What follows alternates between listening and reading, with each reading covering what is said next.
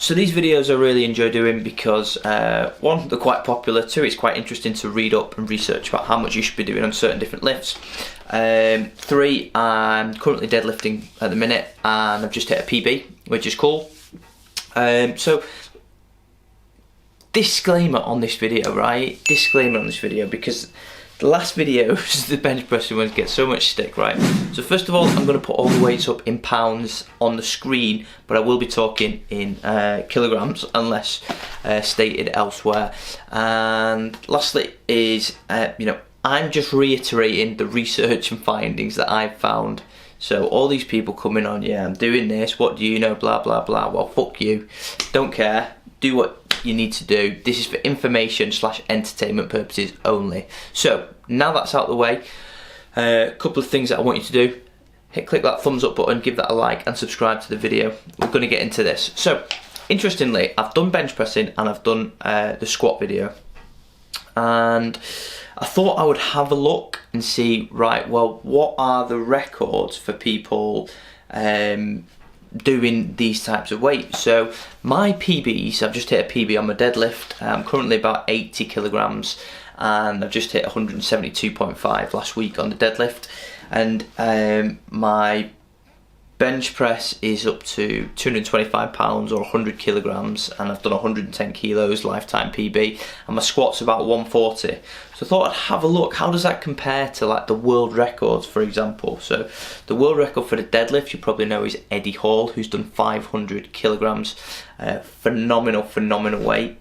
Now interestingly, squatting, which I didn't think would be heavier, someone has hit this is a sort of, I think he's a European guy, Eastern European guy, 525 kilograms on the squat is the world record. So the squat is actually heavier than the deadlift, which did amaze me. And this guy Julius Maddox has hit 337 kilos ish for the bench press, which obviously you would expect to be a lot lower.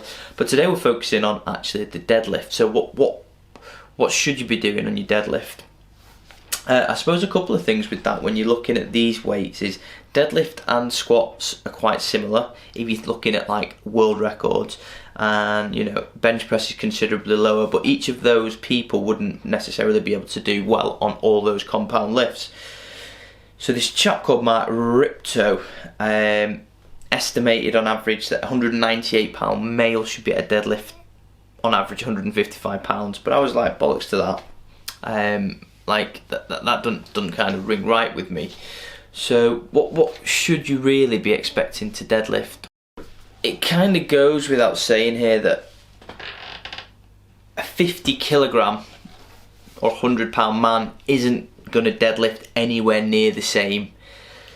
Eddie Hall says it himself, weight moves weight.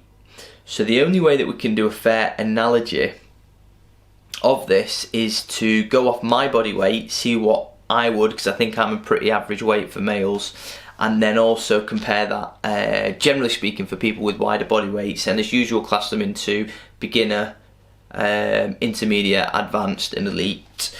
So as a rule of thumb, generally speaking, you're doing a pretty decent deadlift if you're doing 1.5 times your body weight.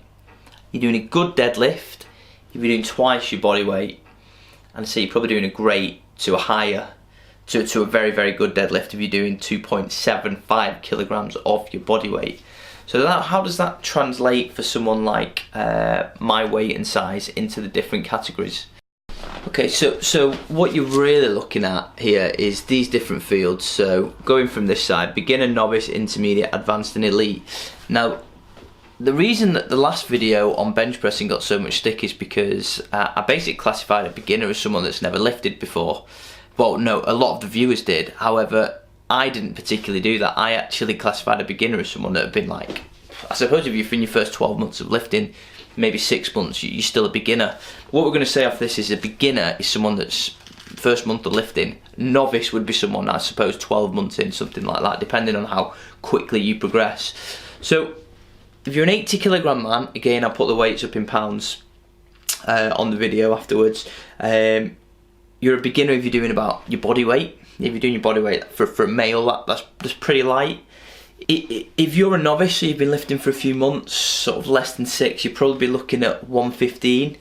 Intermediate, 151. Now that's quite pertinent for me, because until I really started pushing myself, I found that I was always kind of hanging in around the intermediate zone, and when I really started pushing myself, I found that I could push up really into in between intermediate and advanced.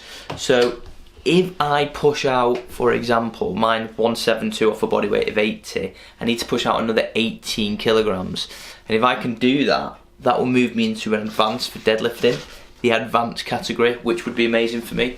Now deadlifts, I don't know, arguably one of my favourite lifts. Generally speaking, your favourite lifts are your favourite lifts because you're good at them. Now it's worthwhile saying here as well that there's different types of ways and standards of deadlifting, and you've got the sumo deadlift, which is more of a quad dominant. I've got really big quads, so I tend to use that as my primary lift, and then interfacing more with your glutes, engaging more with your glutes really, and you know, depending on how you lift your lower back. The traditional kind of deadlift is the one that I'm much weaker at, and I've kind of classified your deadlift within these ranges as doing either the sumo or traditional, whatever kind of suits you. So as I said before, as is always tradition with these videos, leave your best deadlifts, your body weight and your current deadlift weight down in the comments below, and remember, stay educated.